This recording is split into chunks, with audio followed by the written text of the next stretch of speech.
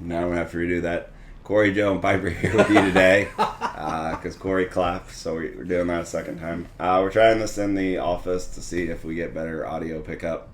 And the guys that are watching my video giving me tips. There's lots of background noise. This mic's better at picking up all of our voices, but it also picks up everything else. Can they see the mic? They can in the video. See how cool that is? And one of my friends separated the audio file and used some AI to do it, but I don't want to do that every time. Did you see the video I sent you on AI? I saw that you sent me a video. I don't believe I've watched it. It was kind of crazy. Yeah. It was like this guy created AI to do a task, and then the AI couldn't get through the "Are you a robot?" part on like creating this task. So he went to task. What is it? A Fiverr where you like pay someone $5 to do something. Yeah. And paid someone to get through it. And the they're like, AI did that? Yeah, the AI paid someone, and then they were like, "Are you actually a robot?" LOL. And the AI's like, "No, I'm just not very good at I have bad eyesight, so I can't see those." And the dude did it, and he was like, "This is how AI takes over." Like, oh, that's scary. That's a little crazy. Paying I hadn't people seen for that, services. but now I'm a little more terrified. Yeah, so we'll see if this makes the audio better. I don't know. So we record these on Sundays. Essentially, it's the end of our Bring a Friend week. I thought it went really well. Yeah, we had a good time. 30, 40 plus new people came in the gym. A couple have already signed up. I'll be sending out an email sometime today to everybody else. And just letting them know that, we have the space and we'd love to have them join the gym. But largely, this was for our members to bring their friends. Whether those friends go to a different gym or haven't done fitness, it was, fun for our members to work out with their friends that they don't normally get to see for one reason or another. Increase in business and revenue aside, it was just fun to see the members with their friends. New engagements and, bigger community is never going to be a bad thing. And the partner workouts were, even if you didn't bring a friend, like having those partner workouts, I think like a lot of people got to work together. It was a fun week. Yeah, it was a good week. And I mean, you're always going to have people that hate partner workouts. We left an individual option. I've been there. I've hated partner workouts. I don't now. I was like, do you still hate partner workouts? I mean, there can be. For me, honestly, the reason I hate programming partner workouts is watching people buddy up. Like same thing over and over again? Well, same thing over and over again, and for the person that doesn't get a buddy or isn't outgoing, it just puts more pressure and anxiety on them in an area where they're probably already not the most confident. Yeah. So it just kind of exposes that more, and it just sucks. Yeah. And I'm not like, I've never really overly been that person that was picked last, but when you see it play out in the gym, time after time, you get sad and anxiety about it. Yeah. At least I do. I mean, I feel like I do definitely have like days where I just kind of want to come in here and do my own thing. Not talk to anybody for the 20 minutes that the workout's going. Yeah, like that 20 minutes or 15 minutes, however long the workout is, kind of like, okay, like this is just like my me time. Yeah. But I do heart me some partner workouts, but I see where you're coming from on that. I remember my first one, nobody picked me to be their partner. I was at noon class. It was like 2 weeks into me doing it, and I did it with you. Oh, Joe came out of his office. What a guy. What an owner. Aww. What a fella. Yeah, it was fun. Yeah. What's on the agenda for today? Do you want me to read the... So I know it's about, like, what do you do when the WOD gets hard? Yeah, how do you have, like, more positive self-talk? It was like a two-part... The same question, but... Less negative, more positive. Yeah. Less negative self-talk, more positive. What do you do when the workout gets hard? I think the typical responses are going to be have a mantra or a motto you repeat to yourself, and all those other things. To me, that's surface level, and it's not really going to get it done. It's to me, it's kind of like those motivational sayings. If that's all you needed to like then power through, then you didn't really have a problem. Yeah. I think I'm not going to say that like that doesn't help, but that can't be it. That can't be it. It's too fleeting and impermanent. And honestly, the guy from Behind the Ears actually posted about this the other day. And he's like, Bill? Yeah. He posted this thing about like 5 things that I don't remember what it was, but one of them was kill your inner bitch. And he's like, I hate when people say that because blah, blah, blah. And I've said it. And so I read that post a little bit more. And I get where he's coming from. Listen, if it works for you to say it, and you have to say it right before your workout, and it's just your reminder, do it. Like, whatever works for you, works for you. Yeah. So and that, it doesn't bother me if people say it.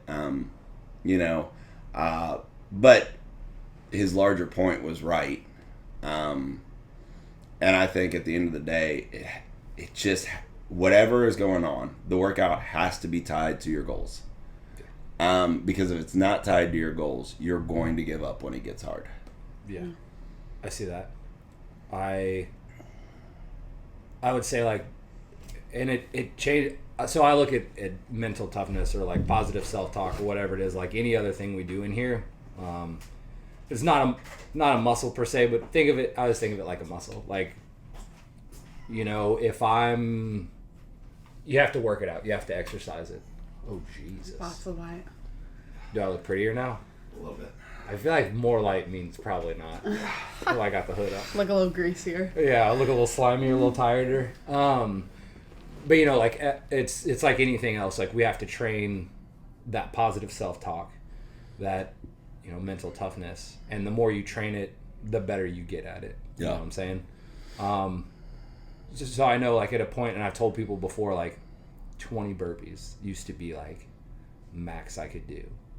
And you have to stand there for a second. And then you got to stand there for a second. And then just over time, you just keep... I don't know. Am I making sense here? You do, and what I would add on to that is it reminds me... What I think you're trying to say reminds me of a adage or whatever, and it's like, how do you eat an elephant? One bite at a time. One bite at a time. So how do you get more disciplined to not give up in a workout? One workout at a time, and I would even go so far as to say, like, one movement at a time. One rep at a time. Whatever it is.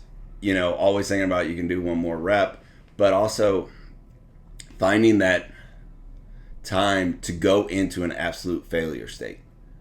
Yes. Right? When you're not going to record your time. When you don't have to deal with tanking on the leaderboard, right? Because I can sit there and tell you that you shouldn't worry about the leaderboard and blah, blah, blah, blah. But listen, we have the leaderboard because the leaderboard's beneficial. Yeah. Mm-hmm. Does that mean it's 100% good? No, nothing is 100% good. Right. There is bad with the leaderboard, and we deal with it a lot in terms of complaints on that score wasn't accurate, that person cheated their reps, blah, blah, blah. We get it all the time, every single day. But there's a reason we still have it. But there's a reason we still have it, because the good outweighs the bad. So what I'm simply saying is that if you want to push past some of these things, do it without the leaderboard. Do a workout that scares you, and push and crash and burn. Yeah.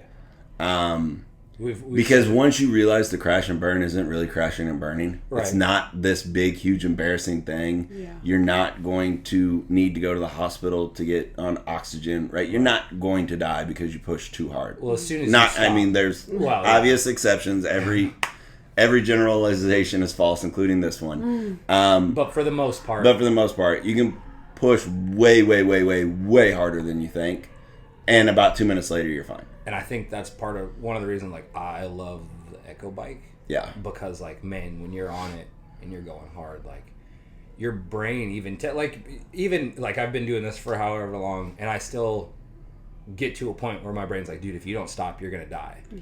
Yeah. And you keep pushing, and you find out, like, it hurts, and you get off the bike, and maybe for, I don't know, a few minutes afterwards, you're like, man, this is miserable. But then after a couple minutes, you're like, I'm fine. Yep. I'm okay. I just need a little nap. Like, worst case scenario, I just need a nap and some food. Yeah. I've only ever seen one time where an athlete's body literally stopped before their mind. And they were able to push through with their mind in CrossFit. It was regionals. It was actually a guy out of Austin, Texas, and they were doing, I think it was like overhead lunges. And it was a team workout in regionals or something like that. I can't remember where it was, and nothing on his body was working, but his mind hadn't given up. Right. So he's just a noodle guy. And he was failing over and awful fails, and his team's out there like trying anything. Come on. And and mentally he was there, but physically he could not do anything. So I do believe this is way more of a mental issue than a physical issue. So, it is mindset.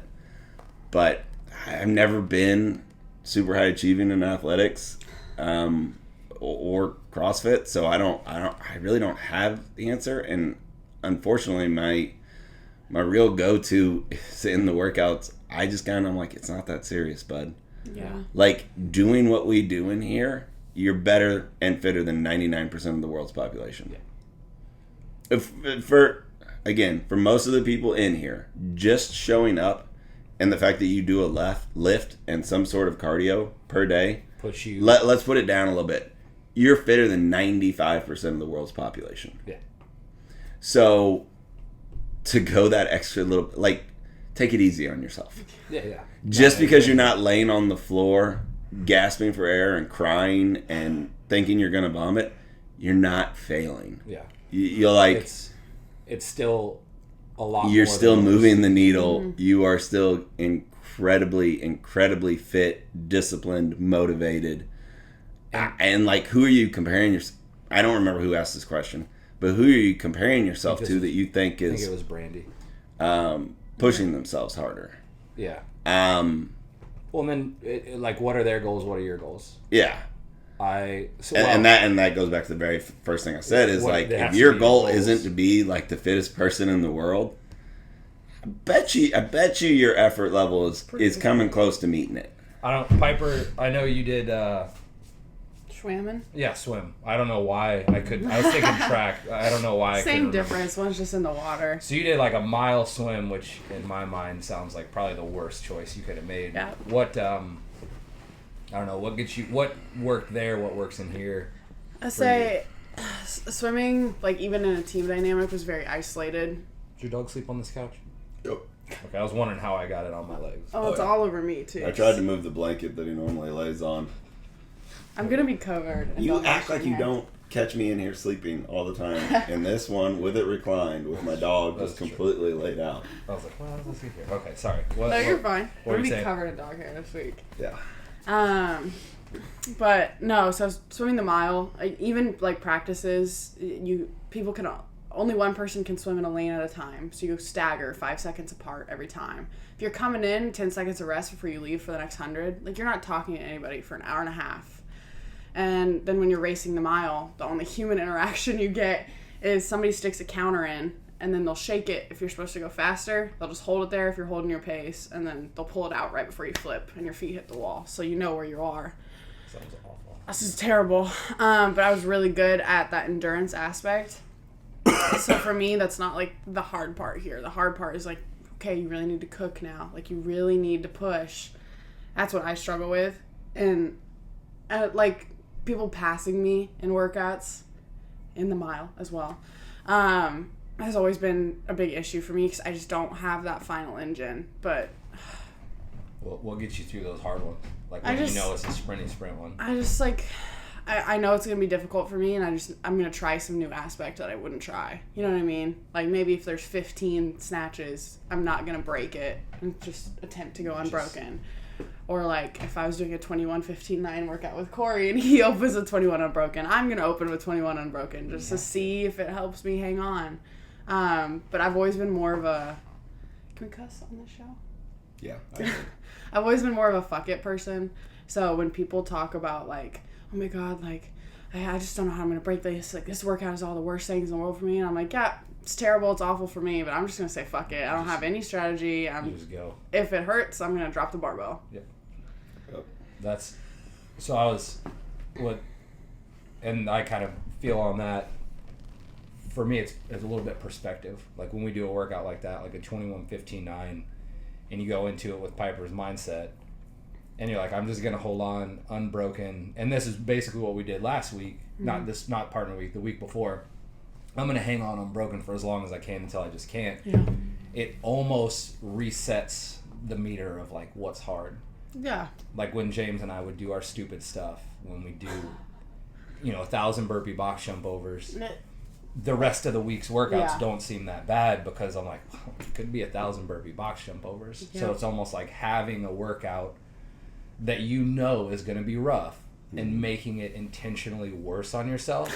That way, every other workout, you're like, hey, this is pretty rough, but it's not as bad as that one workout I did, Tuesday or whatever workout it is. Yeah.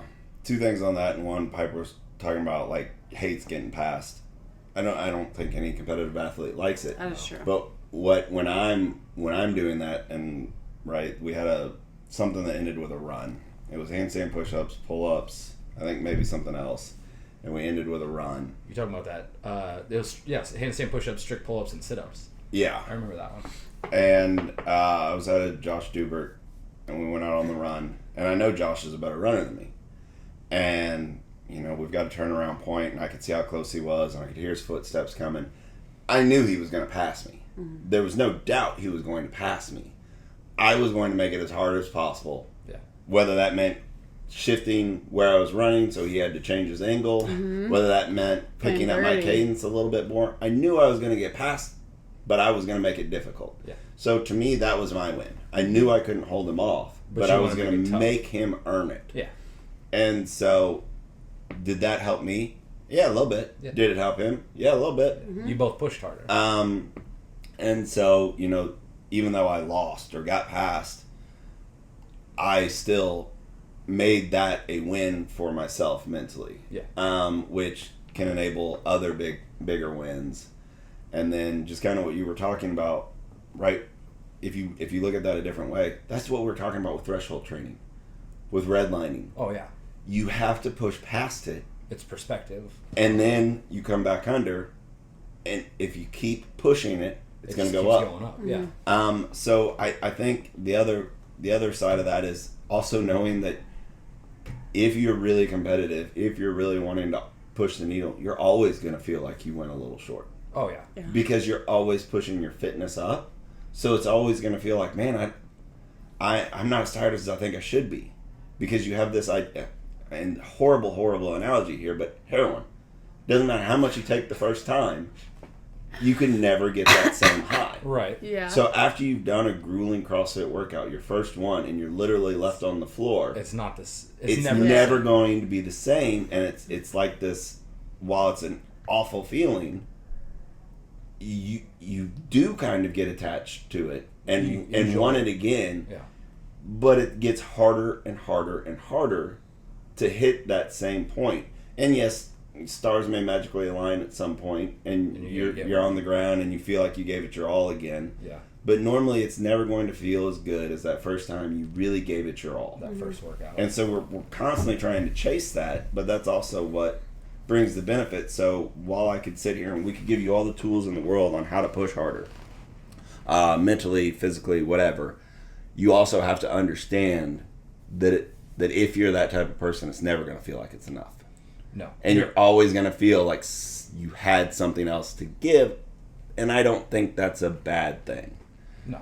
It's maybe one day a week or every 2 weeks you should honestly feel like you didn't have another single ounce to give. Yeah. But if you tried to do that every day, you blow up. You couldn't come in the next day. You wouldn't be able to come in. Yeah. You would find that your fitness would decline if every time you came in here you redlined it. Yeah. No, and that's what, like, with our whole redline week, Joe and I both discussed it. I don't know if you were here for it, but we were both like, this is not the most beneficial way to run a redline. No, like, a absolutely. week of it is too much. And I think our athletes even were like, a week? Yeah. We knew that was too much. Yeah. But there does need to be, like you said, once a week or once every couple of weeks, there does need to be that workout that kind of resets your definition of what challenging is. And I think you should have at least one workout, we'll say every 2 weeks, will be generous. Yeah. That you're like, man, I couldn't have done another rep if you paid me. Yeah. And that is how you move that needle forward. And it may be a workout that we don't view as a redline workout.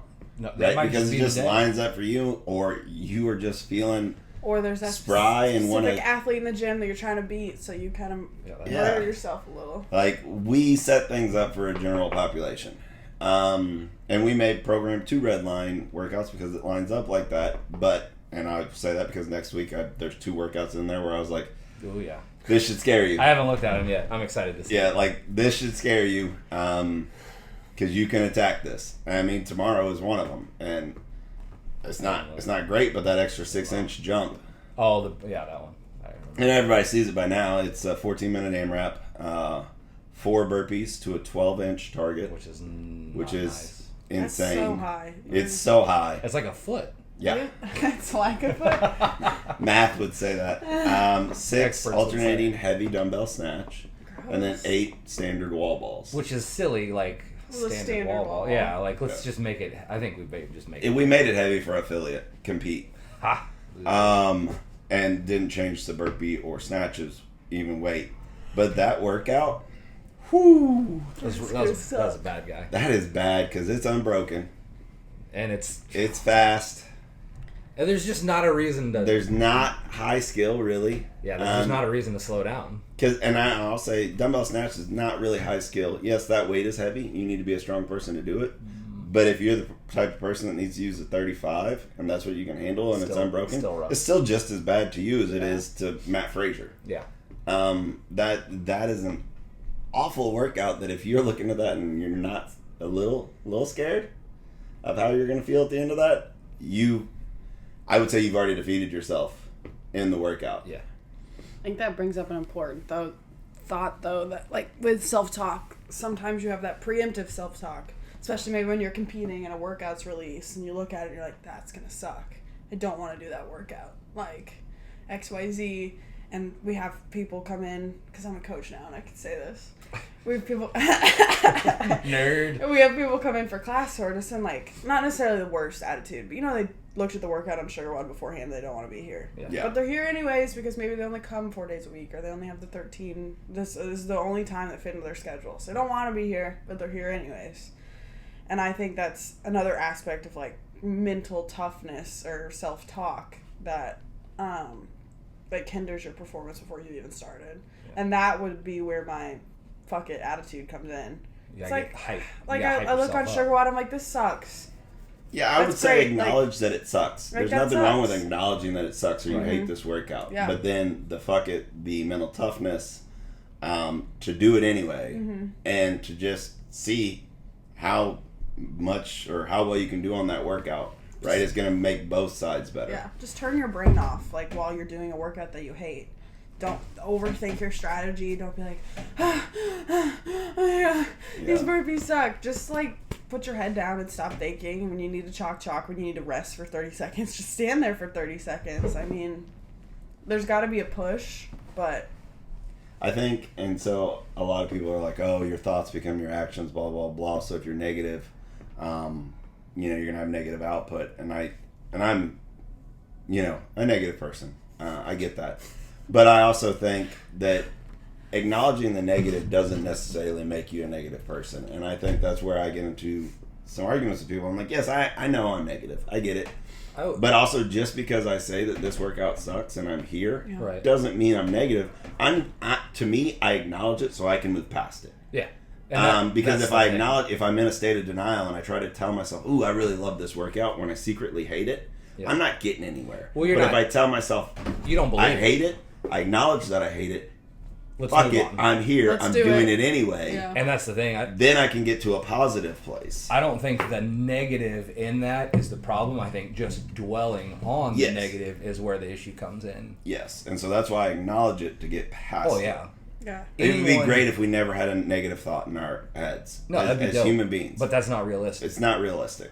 So you've got to find a way to deal with the negative. And I'm not telling you my tool is perfect. It's not even perfect for me.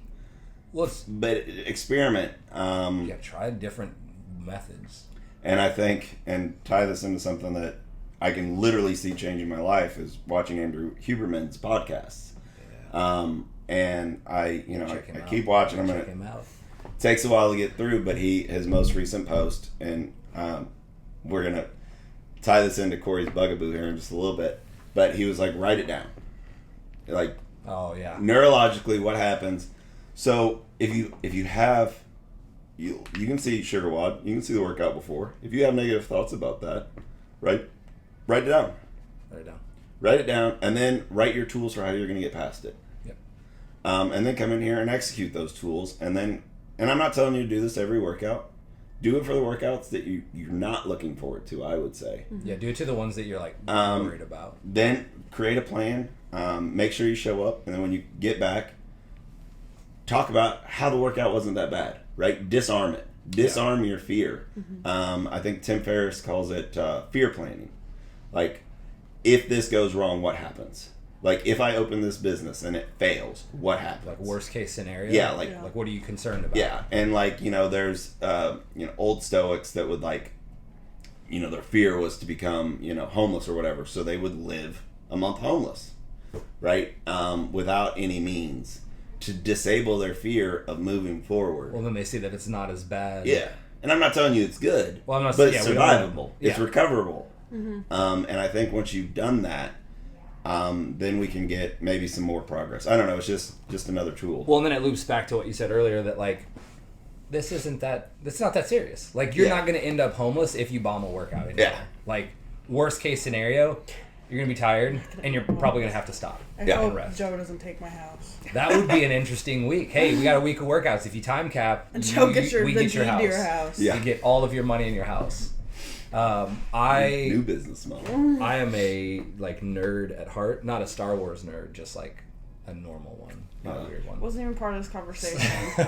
And so I used to play a ton of games where it was like Final Fantasy. Oh my God, that's worse. I'm not gonna It is name worse. out all the I did dope play games. one Final Fable. Fantasy I I once. played Fable, a lot of Fable. So, but anyways, like long story short, in these games, your character, you start and you're kind of weak sauce. You don't have very good skills or equipment or this or that. But as you win fights, you gain experience. Mm-hmm. And the harder the boss, the more experience you get, the better stuff you get from it. So like, sometimes I nerd out when I'm doing a workout. Like, Think about it as a final boss. yeah, the quarterfinals event 1, literally front squats. I hate front squats. Handstand push-ups and handstand Did walk. you name the boss? Did you tie it into a video game before you No, did but it? now I'm gonna start. But so I looked at that like, okay, this is a quarterfinals workout. Like, I'm probably not gonna do super good at this workout, but this is gonna get me those experience points. I'll probably get some sick equipment from this drop. Yeah. So like, it sounds ridiculous, but I look at workouts as gaining experience points, and the worse the workout is, the more experience points I'm gonna After gain all, from we're it. all in a simulation anyway. We're all in a None of this simulation. is real. Matrix. And that's really all it is every workout you complete, you get experience points. And Yeah. you And just it's like- level your character up. I get what you're saying. It's like the first time doing Murph feels like a final boss. Yeah. Partition, unpartitioned, scaled, not scaled. It- I and say it- as I've never done Murph. Actually, I haven't ever done it in the 2 years I've been here. You haven't done Merc? No. I don't know if your tissue paper hands would hold up for 100 pull-ups. Yeah. They're better. For now. I know. They still look kind of... Oh. I don't know whatever happened to that footage that Corey got of me. Of my 11 rips after 23.1. Oh, yeah. I think he's making a hype It's video. just like, Not me, there's Corey. blood other on the ball. Oh, yeah. photographer Yeah, Corey. there's blood on the ball, Corey and then has he a cuts to lot my of film hands. he shot in here, and we haven't seen To be much. fair, he said he lost it. He did lose some of it. He I had know he some lost some issues. of it. I didn't know if he was going to redo it. I think he had like he showed me like a short clip of one he of the wanted workouts. to do like a whole long, like all 3 weeks in one video, and Yeah. then like the edited part, like Adobe lost it, and he said it was the most mad he's ever been. Yeah, I saw his post. I didn't know how much data he had lost, but that sucks. But yeah, he was in here filming a lot, and we're 3 weeks past the open now. The thing I was gonna say about the writing that was gonna tie back into Corey's bugaboo is right. We hate the whiteboards. I hate the whiteboards They're used so as a much. crutch. But and I've said this before. If writing it down literally helps you not ask me questions on what rep is next, do it. Don't do it at 3, 2, 1, go. Yeah, I say just do not do it right before You I can start sit the if you need to be writing notes while I'm doing the brief, and that's how you learn and attach hooks. Go for it. It's your journey. Don't make your journey my responsibility. Yeah, don't do that. Also, put them away. Don't make Jesus. me have to go and pick up your whiteboards and put all the caps back on your markers. And when we've got air bikes, put your markers in the In the clip. collars. Clip. Like, Mine's always jumping. when I like if people are like jumping rope or doing box jumps or box jump overs, I'm always worried it's gonna. And I've seen so many get stepped on and left out, and again, just put in a little holder. So tangent aside, if you need to write down the workout, write down the workout. It really doesn't bother me as long as you don't make it bother me. Yeah. That's the big thing. That's why I always lose my temper. Lose your marbles. Yeah. You always lose my marker. And I know it sounds silly to be like, oh, sorry for the inconvenience. You had to go pick up one whiteboard. It's never one. It's only ever one. It's okay, every day. It's only ever one band I've got to pick up or one barbell I've got to put back away. Yeah, it's only ever one. All of Corey's Facebook posts now in the community board. Oh yeah. Thought we were friends. Or what the fuck? Or that's so funny. Yeah. Hopefully that gave you some tools. I don't know. I know we're probably at around 30 minutes because that's how long it takes us to do anything. 32 minutes. 32 minutes and 42 seconds. No, we're going to be under 30. I was a minute 40 off. I was 55 seconds, so I'm closer. You never guessed. Language on this one. We don't have time for another topic. The other question we had was most embarrassing thing to happen to you in a gym. In the gym. Gym. I'm going to go a gym because my story didn't happen here. A gym? I'm going to go with a gym. Okay. A gym, Corey's got loads. And by gym, I don't mean a person's name. So if you were so it's not an incident Gym. Yeah. So that was going to be my first one. Yeah, I know, and that's why I made sure to make this qualification. All right. So, am I starting? If you want to. Okay. Well, I have two. Okay. Neither of them happened here. Okay. Even though I've probably done some really. Yeah. Anyways, so the first one I was at the Arc. This was back when I did my bro. Actually, both were at the Arc. I did my bro stuff, and I was benching. Mm-hmm. This is why I always tell people not to put clips on the bar. I had clips on my bar. I did set it 225. And I racked it. And I was like, that was easy. I did like 10. And then I put 245 on the bar. But I didn't rest very long. So I was like, well, if I did 225 for 10, I could surely do this for a couple. And I couldn't. So I pulled the bar off. And I got it down to my chest. And then that was it. Yeah. So I had to sit there until these two old women walked around the track because you get at the Arc, you've got the bench press and the track. Yeah. And as they were walking by, I was like, "Help! Excuse me, can you guys help me?" And they were both like, "Oh my goodness!" And they both had to help me lift it off. And after I racked it, I was sitting there already really bummed out because I just had to ask Gladys and Helga for help.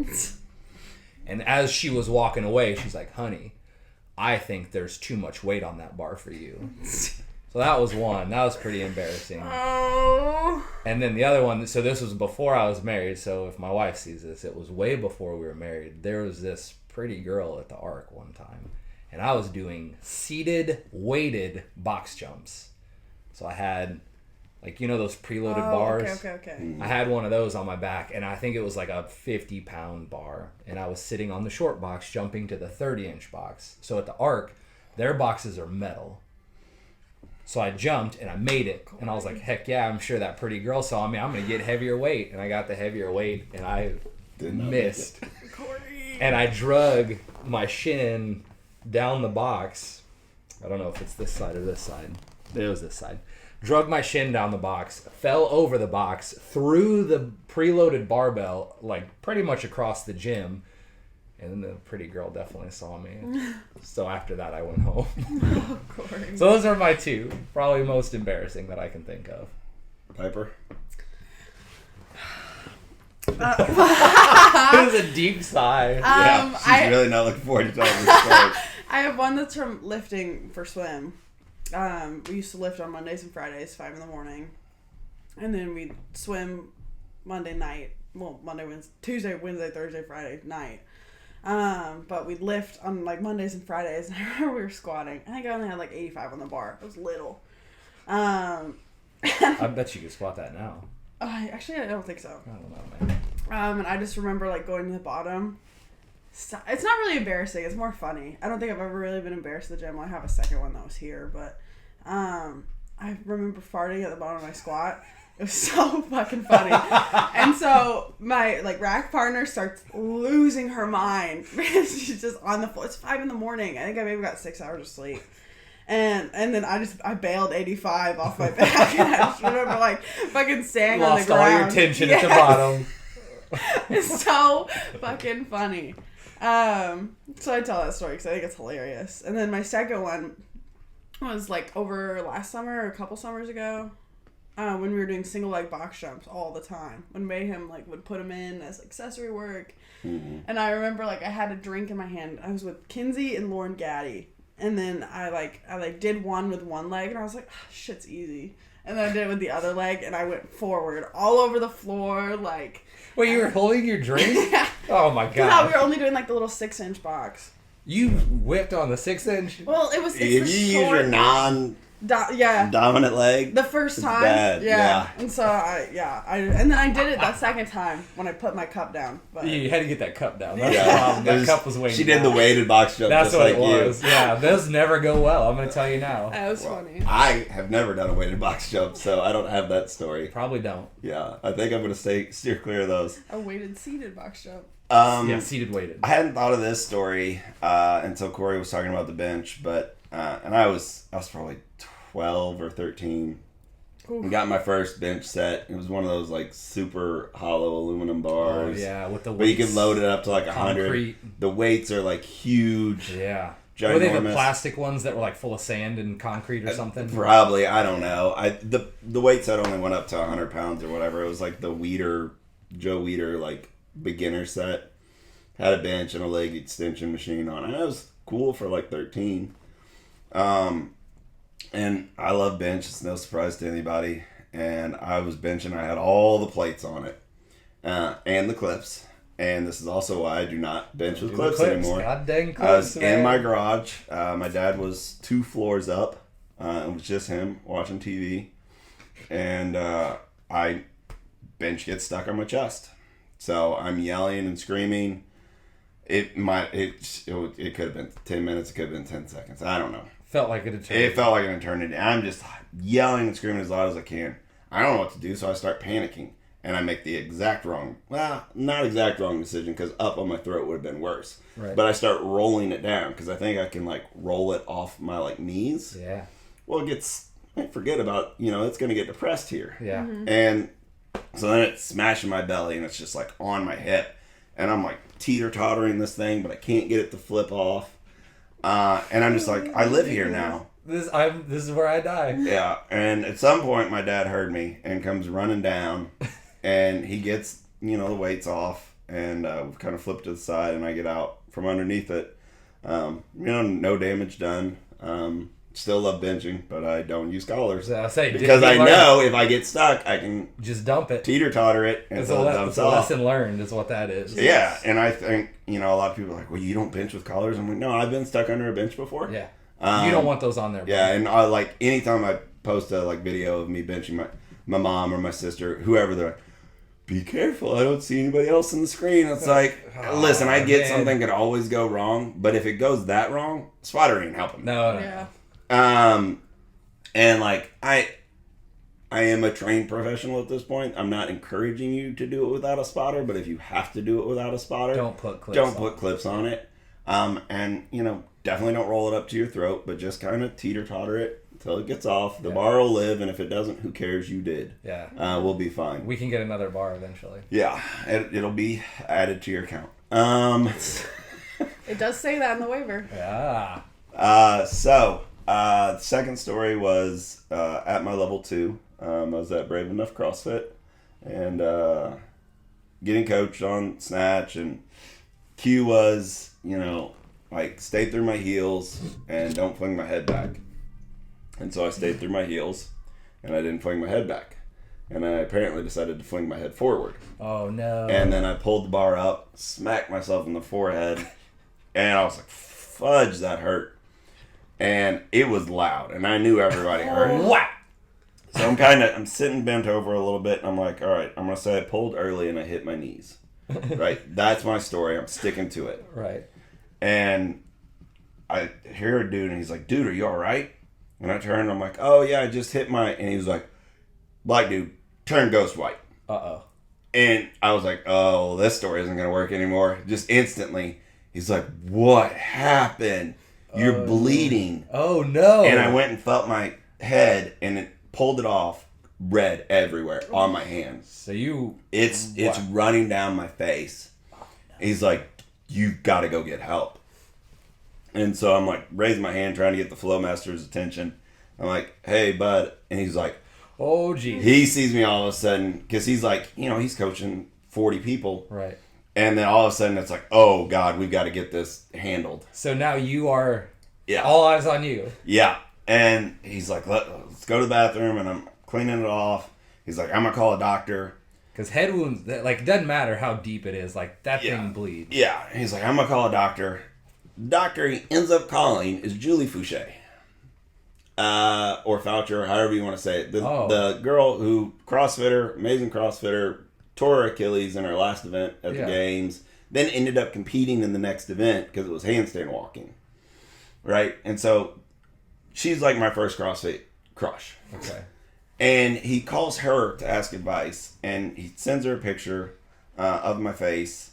And I remember talking to her, and she was like, hey, I think your head's fine. You don't need to get stitches. Right. She's like, but your nose, did you hit your nose as well? Because it looks like it could be broken.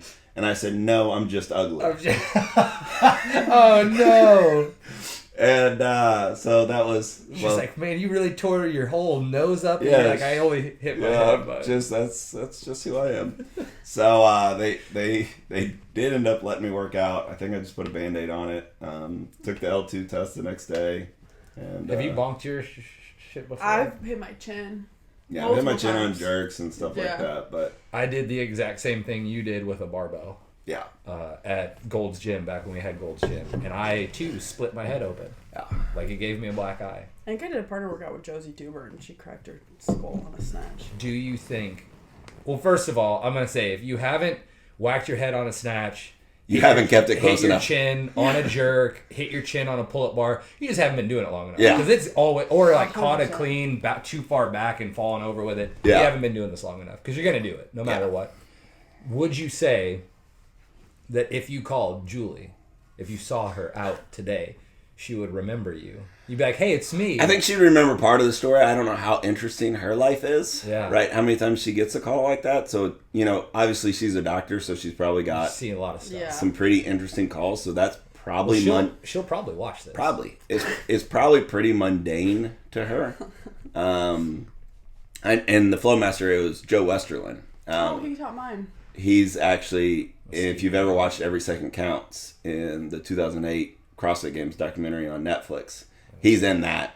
He's just in the stands or spectator, but that's how long he's been in the sport. Oh, okay. So he's like an OG. Yeah, he was super nice guy. Stacy Tovar's coach for the longest time. I don't know if he's still involved with CrossFit Omaha or not, because she obviously made it bigger. But he was her coach, and she's a games athlete as well. I don't think Julie would. She's probably had way more interesting stuff happen since then. We never know. If you brought it up, doctor related, she might be like, "Oh yeah, I can't remember that." Yeah. So, anyways, we're way over. Like always, we gotta get ready for class. Hopefully the audio came better here. If it did, I'll switch and actually get our chairs here, and we'll get a backdrop to where it makes more sense. So we're not all slouched down and awkward. I enjoyed that. Man spread. But that's all we got. Like, subscribe. I can't man spread. I have to pee too bad.